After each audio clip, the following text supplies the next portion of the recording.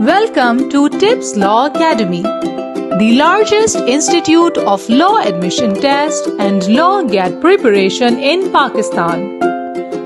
Assalamu alaikum to all of you. Hope so you all are enjoying good health and are safe and sound at your homes. Today we are going to discuss our 13th important essay regarding law admission test preparation on the topic science and society. First of all इसमें हम science की definition को देखेंगे कि science क्या है, किसे कहते हैं. तो अगर साइंस की हम सिंपल से डेफिनेशन लें तो साइंस में हम कह सकते हैं कि the observative and experimental study of living and non living organisms is called science. जब हम जानदार और जो जानदार चीज़ें नहीं हैं उनके बारे में स्टडी करते हैं, उनमें ऑब्जर्वेशन करते हैं, तहकीक करते हैं और फिर उस पर तजर्बात करते हैं, एक्सपेरिमेंट्स करते हैं, तो ये क्या कहलाती है? साइंस कहलाती है. और साइंस में आपको पता है कि हमारे पास physics, chemistry, biological sciences, each and everything जो है वो इंक्लूड होती है. आज हम देखने जा रहे हैं कि साइंस एंड सोसाइटी, कि साइंस का मुआशरे के साथ क्या ताल्लुक़ है, कि आया साइंस के जो मुआशरे ने तरक्की की वो साइंस की वजह से है, या मुआशरा और साइंस जो है ये आपस में किस तरह इंटरकनेक्टेड हैं, या इनका क्या रिलेशन है. तो सबसे पहले A.N. Whitehead कहते हैं, the aim of science is to seek the simplest explanation of complex facts. कि बहुत पेचीदा चीज़ें उनकी अगर हम सादा अल्फाज में वजाहत करें तो ये साइंस का जो है मकसद है.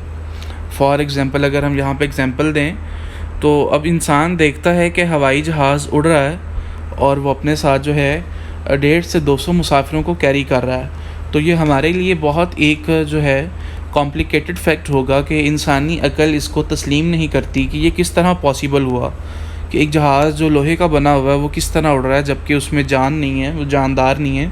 तो फिर हम क्या करते हैं, साइंस को स्टडी करते हैं. इसमें हम फिज़िक्स को जब स्टडी करते हैं तो हमें पता चलता है कि ये किस तरह पॉसिबल हुआ, इंसान ने इसको किस तरह इन्वेंट किया. और जिस तरह जो फिज़िक्स के स्टूडेंट्स हैं वो जानते होंगे कि जो है हमारा इसमें प्रेशर जो ऑन द अपर विंग्स और लोअर विंग्स जो है वो इसको उड़ाता है. तो इन शॉर्ट के इसी तरह से हर चीज़ जो हमारे लिए कॉम्प्लिकेटेड फैक्ट्स होते हैं जिसमें साइंस जो है उनकी ईजी एक्सप्लेनेशन करती है. तो अभी जो है हम लॉजिकल वे में इसको डिफ़ाइन करेंगे. फ़र्स्ट ऑफ ऑल इसमें हम इम्पोर्टेंस साइंस की डेफिनेशन हमने देख ली. अब हम देखेंगे कि इसकी इम्पोर्टेंस क्या है साइंस की. ये साइंस ने जो है वो क्या की रोल प्ले किया in the development of a modern society. अगर हम पत्थर के ज़माने को कंपेयर करें आज जो है हम 21st सेंचुरी में रह रहे हैं उससे, तो आपको जो है वो ये ऑब्ज़र्वेशन मिलेगी कि आज से जो है वो हज़ारों साल पहले जब जिसे हम एज ऑफ स्टोन कहते हैं या इरा ऑफ स्टोन कहते हैं, तो वहाँ पे इंसान जो है वो मीलों मील सफ़र जो था वो पैदल किया करता था. उसके पास व्हीकल्स नहीं थी, उसके पास जो है एयर ट्रैवलिंग ऑप्शन मौजूद नहीं था. वो ऊँटों पे और पैदल सफ़र किया करते. और आज जो हम 21st सेंचुरी में रह रहे हैं तो हम हज़ारों मील का सफ़र जो है वो घंटों में तय कर लेते हैं. हमारे पास व्हीकल्स हैं, हमारे पास हैवी व्हीकल्स हैं, ट्रेन्स हैं, हमारे पास एयरप्लेन्स हैं, जिनकी जो है वजह से हम वो डिस्टेंस जो पहले महीनों में तय होता था हम घंटों में तय कर लेते हैं. और अगर उसके बाद देखें मेडिकल साइंसेस में, तो as you all now that कि पिछले ज़माने में इवन के जो बुखार था उसको भी एक फैटल डिज़ीज़ समझा जाता था, जानलेवा बीमारी समझा जाता था. और अगर आज जो है हमने मेडिकल साइंसेस में कोविड-19, कोरोना वायरस और कैंसर जैसी जो फैटल डिजीज़ हैं उनकी वैक्सीनेशंस और थेरापीज़ और ट्रीटमेंट्स जो हैं वो डिस्कवर कर ली हैं, तो it's all due to science. ये किस वजह से पॉसिबल हुआ कि इंसान ने जो है वो साइंस को स्टडी किया. इसमें हमारे जो साइंटिस्ट थे उन्होंने मेडिकल में, तिब में, जिसे तिब का इल्म कहते हैं, मेडिकल असिस्टेंस, उसमें उन्होंने ऑब्जर्वेशंस किए, एक्सपेरिमेंट्स किए, उन्होंने हाइपोथेसिस जो है वो डिटेक्ट किए. और एट द एंड जो है हमारे पास ये जो वैक्सीनेशंस और ट्रीटमेंट्स जो हैं वो डिस्कवर हुए. और अगर हम एक और एग्जांपल लें मेडिकल साइंसेस की, तो आपको पता है कि जो न्यूली बॉर्न बेबीज़ होते थे वो बहुत कम सर्वाइव कर पाते थे पहले दिनों में.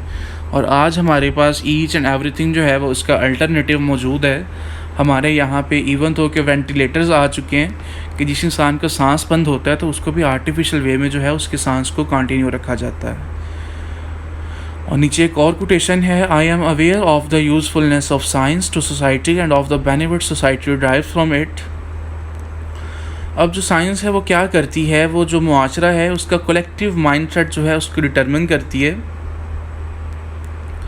और इसमें जो हमारे इंडिविजुअल्स हैं, जो माशरे में रहने वाले इंसान हैं, वो ज़िंदगी को जो है मॉडर्न टर्म्स और टेक्निक्स पे जो है वो जीने का तरीका सीखते हैं।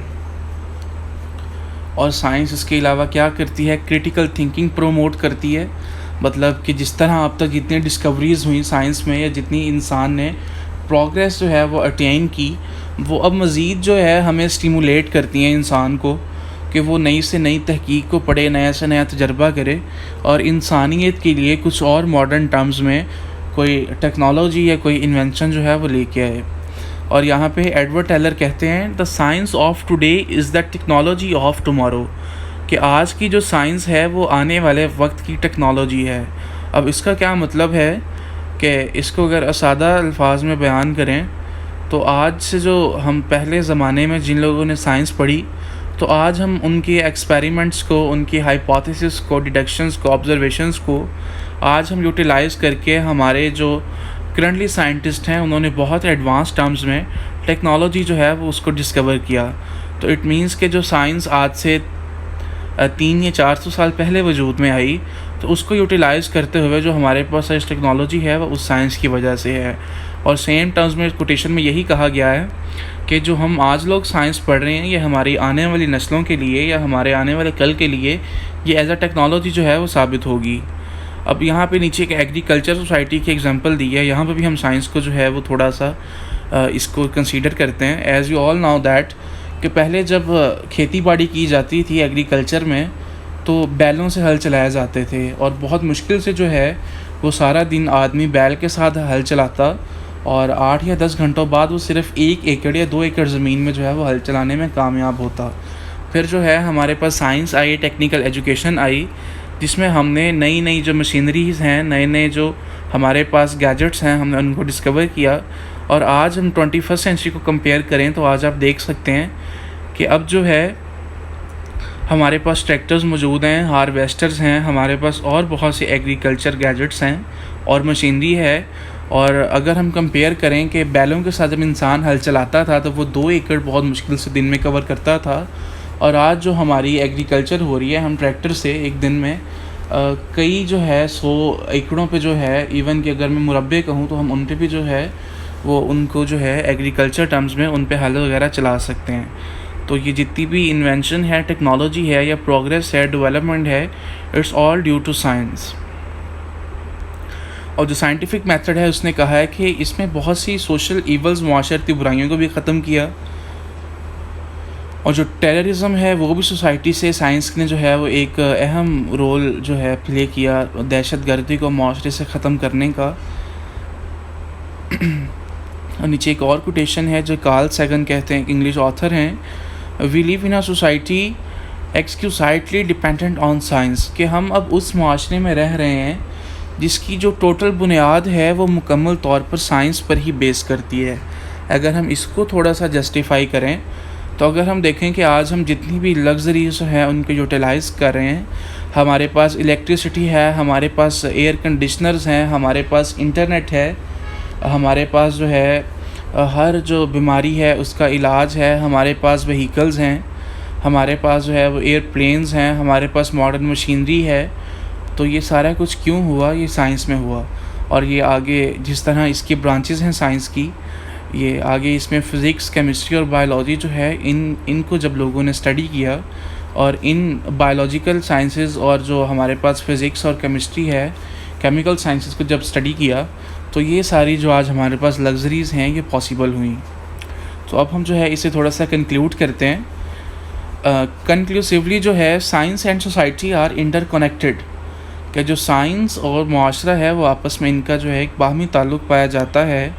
और साइंस जो है वो फंक्शनिंग ऑफ सोसाइटी एक आला दर्जे पे जो है वो मुआशरे की जो फंक्शनिंग है, जो मुआशरे को चलाने का तरीका है, उसको इन्फ्लुएंस करती है, उसको स्टिमुलेट करती है और अपना एक अहम जो पार्ट है वो इसमें प्ले करती है। आई होप कि साइंस एंड सोसाइटी ऐसे जो है आज हमने डिस्कस किया, ये ऑलमोस्ट जो है वो लॉ एस्पायरेंट्स और लैट एस्पायरेंट्स को जो है वो क्लियर हो चुका होगा।